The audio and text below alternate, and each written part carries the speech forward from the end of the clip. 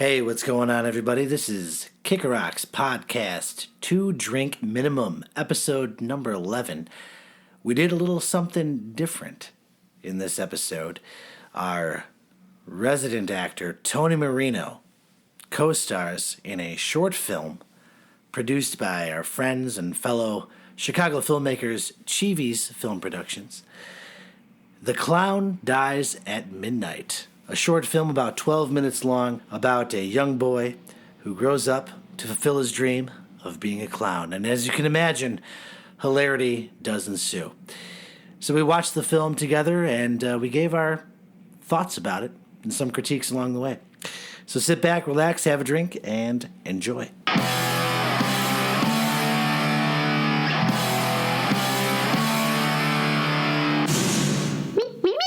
All right. Gentlemen, cheers. Cheers. Cheers. Some good clinks going. JT, man, you're always last. I know, Yeah, a right? little bit. It's because we're fired for each other. We kind of have our own assigned seats here. It seems like, yeah, you guys are always sitting across from each other. It does happen every Weird. time. Weird. Anyway, oh, that is delicious. So guys, we just watched The Clown Dies at Midnight. Little indie flick by our buddies at Cheevies. That's right. That's right. Right? And our friend Tony, Hey, you're in it. I am in The Clown Dies at Midnight. I am. Let's start there, man. I want to talk about the movie. I think we all do. Nice little short, quick flick. What was about runtime was 12 minutes or so, maybe a little longer. It was about 13 minutes. Okay. I think 14 minutes with credits. I want to talk about Tony dual-wielding pistols. Yeah, well, Who absolutely. doesn't? We'll get there. But let's start off, Tony. I mean, you're going to have the most insight about this one, clearly, since you were actually in it I was. and on set. So tell us a little about, a little behind-the-scenes production of this movie. Maybe what you know about where the idea came from, how it was presented to you, all that good stuff. Give us a little background. I don't know exactly where the idea stemmed from. I know that Derek is friends with a handful of really good writers that he works with a lot of his shorts with Cheevies and some of his features. So Derek just presented to me one day. He's like, hey, dude, we're shooting this crazy little short called The Clown Dies at Midnight. I've got a tough guy gangster role for you. Would you be interested? And me in my typical fashion said, yeah, why not? So took a look at the script. It was cool and just kind of went with it. So yeah. How dare they typecast you? Well, As you a know, tough guy. As a tough guy, that's a stretch. once you play Finn Scott for Cheevies Productions, you're kind of typecasted into the tough guy role. So yeah, it was cool though. It was a good time. Got to work with a handful of really good actors. It was my first time working with Jimmy Shea. He's the guy who plays the clown. Okay. And actually, it was my first or second time with Mike Miller, but Dave Sylvester I worked with before in The Icing. He was actually one of my co-stars in that. So it was nice to see some familiar faces and work with some people again. So it was cool. Okay. Yeah. And then, of course, Joe DeBartolo, is it? Yeah. Who plays Marbles, the clown in the beginning Yes. of the film? Yes. That's a pretty fun role. That looked like a fun. I know you weren't in that scene, Yeah, I didn't get which to. is why I'm talking about it, because it was the best part of the movie. No, I'm kidding. Oh, thanks. I'm kidding. Thanks. The part that you were in it, no. But that I thought that was he did just a great job as the clowns get a bad rap, and I feel like especially lately with it and all this stuff, right? Oh, it's been around for a while, but clowns have gotten a bad rap for a while. Maybe since Gacy. Maybe Gacy's worse than it. Maybe the real killer clown's worse. Gacy, that guy that dressed like Homie the Clown that was like doing bad stuff, and like just last year when people were walking around terrorizing people as clowns. Yeah, I the don't know whole- about this whole. I don't think I can sympathize with them though. Yeah, this whole clown Clowns are- fiasco came yeah. back again last year. Yeah, it Yeah. was a big deal for a while. So you got him playing Marbles, who's more the sad, probably an alcoholic and a drug addict Sure. clown. With his flask in his pocket flask. and the other pocket full of pills and rubbers. Yeah, sure. Yeah, pills, rubbers, and balloons. He's got some vices. Yeah. That's why for that first thought too, I'm like, is he gonna accidentally grab? I thought he was totally gonna grab a condom and start blowing that up like a balloon at one point, but instead we got a great first scene where he's making a dog. and he's teaching the kid. I guess the kid has a knack for being a clown, and that's how the whole thing starts. The kid grew up with clearly awesome parents. Sure. So, and then we get to the actual point of the film where we got this kid all grown up. He's a clown now. Yeah. And he's got a gambling problem. He's also a sad clown. Clowns aren't painted in a great picture. No, they're like comedians. They're not cut from silk, man. I imagine that most people that want to make other people laugh aren't really cut from silk. Yeah, they're depressed. We've got some demons. Uh-huh. Yeah, but the guy who plays him, Jimmy Shea, is a great dude. Another He was good, Another actually. great part. Yeah, absolutely. Yeah, he's excellent. He actually does a bit of. I think he's got like a one-man act or some stand-up bits that he does. The meaty bits of Jimmy Shea that he does every now and then. So it's pretty cool because he's a butcher full-time. So that's his little thing. That he does. Yeah. That's funny. Good dude though. Really, really fun, talented. I love the pun. He's a good dude.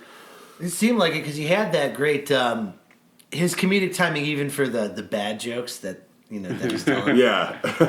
still made him pretty funny. So Right. I appreciated that. Now, do you know? You might not know this, but were most of his bits, were they written for him, or did he come and since he's a comedian, I believe you said, did he come in and bring some stuff to the table? Because there were a couple that I chuckled because they were the funny bad jokes, like the whole oh yeah, there's that scene where he's blowing up a balloon animal and he can't blow up the balloon, so he's like, it's a worm. I chuckle every single time. Oh, for the first clown before when he was a kid. Yeah.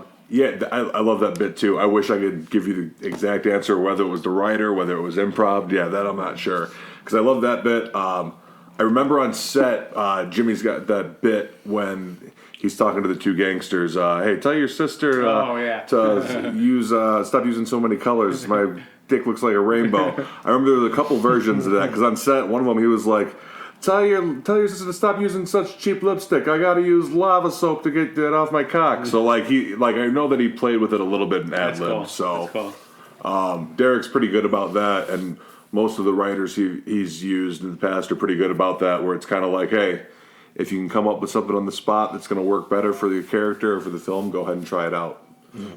Get a good clean take first of what's written, and then after that, just kind of go from there. So. We mentioned Derek. Derek is the director. Derek Rash with Cheevies Films is the director of this. Yeah. Excellent. Yeah. And then so it's pretty funny how he bets on. I didn't get this. I don't know if it's in my mind it's an intentional joke. He bets on two teams that just aren't good. I think he bets on the Clippers and the Grizzlies, which. I don't know that much about basketball, but I don't think they're not the teams to bet on, right? No. I don't think so. Not that the Bulls are great. I'm not saying that, but it seems like he's not a great gambler, and this isn't the first time he's lost. I think that's kind of his whole thing. Yeah, he's just an unlucky guy. Yeah, because they're willing to kill him over $2,000 at this point. $2,000, $5,000. Right? Yeah, I guess yeah. So he comes and he's got the leg breakers for one bookie, and then you find out Tony's the, I guess, assassin for the other bookie. He's the muscle from the other crew that comes in. Yeah. And then that gets into JT's favorite part, which is Tony dual wielding. Yes. JT's been quietly waiting over there in the corner for this. And he just headshots. Boom, boom. Oh, when you're a trained assassin. Spoiler alert. We're going through the whole movie. It's a very short film. We want to encourage you to watch it yourself, but we're probably... So, spoiler alert. We're going to give away some stuff. I'll say that. Perfect segue to the special effect in that moment where I was I was really impressed with after that double headshot where it was the camera view through the guy's head as the head falls off to the side. I was like, wow, that was actually pretty cool. That's a nice little. It was out of focus. It was effective. Yeah. So I was I'm wondering, did they have a dummy head going? Was this a little bit of After Effects that worked? But all practical effects, or what do you think? Yeah, that was practical, and it was nice to have that practical effect. I think all the effects I would say, except for the muzzle flashes, were all in camera. They were all practical. So okay. It was just a good dummy head that they had. They had a makeup artist on set who did a lot of blood and gore effect to the bullet hole, and she was just really good at it. So yeah, awesome. Did the clowns actually have makeup on? Or was he burned in a vat of acid? Was this natural, or were they actually wearing It makeup? was drawn frame by frame in Microsoft Paint. They just motion tracked Jimmy's face and painted it all in post. It's a nightmare. Oh man. But, and then you take him to what is that, funeral home, yeah. right? Which for some, I love that he's just like following you. I mean, you've got his arm, but it just implies like, hey, you guys just casually drove there, even though he knows you're gonna Murder him? Yeah, he's all right. He's totally fine with it, which is great. He's not begging for his life, which I feel like you'd see in a lot of movies. In this one, he's just like, all right. Yeah, he's very I nonchalant appreciate about the whole thing. Even when the first two guys walk in on him, catch him, he finishes his thing, then goes through the whole argument. Right. How do we not mention that? How do we forget that? We'll leave that for the viewers if they want to check they'll it out. see what we're talking about. Yeah. But that leads to the the location. Derek's just killer at getting locations, man. His friend Anthony Cooney, Funeral home's pretty cool. who plays like the funeral home operator, he's actually the funeral home operator. Okay. And he's into making short films as well. So then you get to have a cool shootout in a room full of caskets. Seriously, unbelievable, pretty great. man. Like, Derek's luck with making friends and meeting people and getting locations is unreal. Like, he always just comes up with something great. Nice. And Yeah. then, That's awesome. Yeah, and then in total clown fashion, he gets you with a slingshot to the face. Yeah, you know. A couple welts there. Another good makeup job. Sure. You came up for your one last cameo to be knocked out. Oh, that was a nightmare actually getting those things to stick. That was it was getting hot in the back area where we were doing the makeup room, and it was just, they were heavy, things were sliding off, stuff wasn't sticking. Yeah, that was a nightmare. But, worked out in the end. And then we have an FU to the audience ending, I think. But only because I wanted to see more where it would go. But spoilers, so the clown escapes his would-be hitman and is running down the street, and wouldn't you know it, at that exact same time, a degenerate ice cream truck driver is getting fellatioed, we'll keep it nice, from a lovely lady of the night. Well, I'd like to call her the hooker with a heart of gold. Yeah, with a heart of gold. So she's obviously distracted, and unfortunately for our hero, he runs across the street at the wrong time and just gets taken out by a clown. Dies by. You assume he's dead. There's no spoiler in that because of the title. Right. I mean, you know that he's going to He die. doesn't die at midnight. Yeah, that's the best part. It's more like the clown dies at 10 a.m. Yeah. Derek, if you're listening, everyone wants to know what the fuck happened to the timeline. Right? Maybe he took him to the hospital, like he died later at the hospital at midnight. But I don't know. That's what I assume happened. The clown eventually dies at midnight. The clown was supposed to die at midnight, right? Yeah. He was running for a long time. Yeah. And so he gets hit, and like I said, like I had to jump at it. I'm like, was that Derek? And of course, Derek, way to put yourself in the film where you're the ice cream truck driver. What a scene to put yourself in. Right? You poor thing. Yeah. You had to get fellatio from the hooker. Right. It's just, of the acting gigs one can give themselves, that one's up there. So it's pretty good. But yeah, I think it's a fun FU to the audience. But I say that jokingly because it was like, oh, he's dead. Shit. Like it just ends like that. I think again more effects. You get the, it's I want to say the clown was smiling at the camera as he's dead. Right. That's the whole point. He's, up until the end, it was just he just lived this. I want to know how he got there. I mean, I get like it goes 25 years later, but it goes right to that point, that one night in his life where I kind of want to see maybe some backstory of that character, because that Like character high was fun. school Like, how does he get right? When What did was he high school like? Yeah. Was he the quiet, awkward kid, or was he the class clown? I don't know. How do I you don't get know. there Yeah.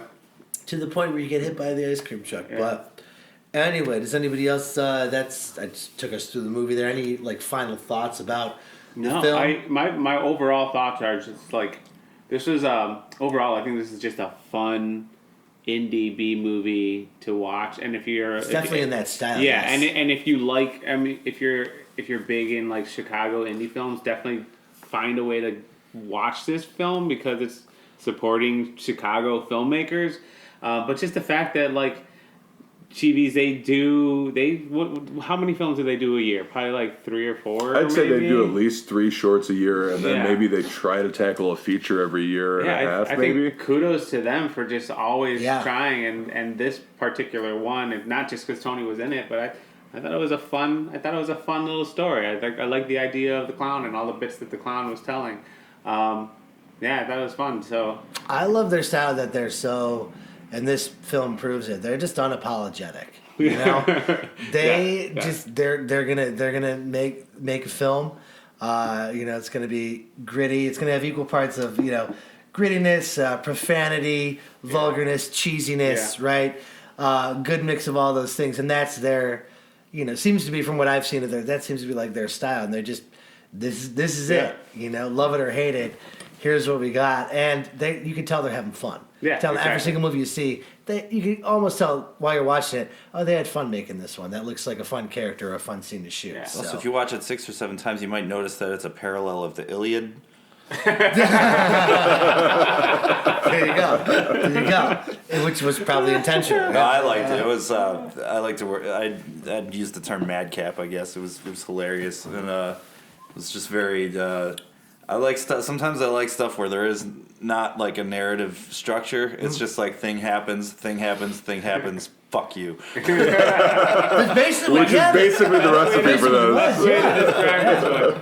Best way to But describe it's all it. entertaining. It was funny. It was well It's done. it's a full story crafted in 12 minutes. It is. It was the favorite when we went to the screening a couple of months back. It was my favorite of the night that we saw. Nice. Yeah. It was Very cool. good. Yeah, I'd have to agree with that. I'd say up until the screening, I feel like all you guys have made projects that maybe you didn't edit or see the whole process, or that you've been in and you're always kind of worried on how things are going to turn out. Absolutely. It was like that night after seeing it, it was like, well, okay, all right, like this turned out good. You know what I mean? Because like you never know what the editors are going to do, or what the sound actually sounds like, or what you actually did while you're on film. So like, yeah, when we saw it at that screening for the indie night, it was just like, wow, all right, like turned out really good. They got a great crowd reaction. Cool. They got the laughs. Like to chime into everything you guys said. Like I agree. Like it was this recipe of this. Fuck you. Yeah, perfect. Right. It was equal parts of raunchiness and cheesiness and just a good time. And like you said, Sergio, good way to put it is just indie B movie. Hilarious fun, made in Chicago. So I'm just gonna piggyback on all that. I will say, if anybody is interested in seeing it, Cheevies.com is Derek's website. You can find out all the information on their stuff. If you go to cheeviesfilms@gmail.com or CheeVies, Cheevies. So cheeviesfilms@gmail.com. You can PayPal them. It's $10 or $15 a DVD. Just let them know if you guys want to get one or not. Yeah, super cool. Support local Chicago filmmakers. That's how professional does a plug, kids. That's how professional does it. Right Hey there. guys, Boom. do me a favor, buy the movie that I'm in, okay? But, Watch me on your TVs at home, kids.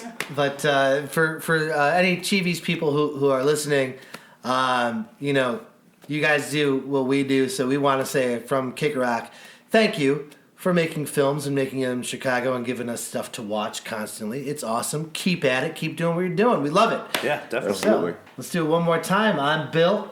Tony, Sergio. JT. Cheers, everybody. Cheers. that's WKAR featuring CheeviesFilms.com coming at you with K-Rock, rock. I love it when he does that. All right, kids, that's going to do it for episode 11 of Two Drink Minimum. The Clown Dies at Midnight. Film once again produced by our good friends and fellow Chicago filmmakers, Cheevies Films. And you can find that film and several of their other films there at cheeviesfilms.com, www.cheeviesfilms.com. So go on, support your local Chicago filmmakers just like us. And if you want to keep supporting us, which we definitely do appreciate, you know where you can find us. You can find us at kickerrock.com, on our Facebook page. You can email us anytime, podcast@kickerrock.com. That's podcast at kickerrock.com. Let us know what you like, what you hate. Well, maybe not what you hate. Keep that to yourself. We're very sensitive around here. Or you can comment on our iTunes page as well. So thank you again so much for listening. We've been drinking, thinking, and talking shop. Cheers, everybody.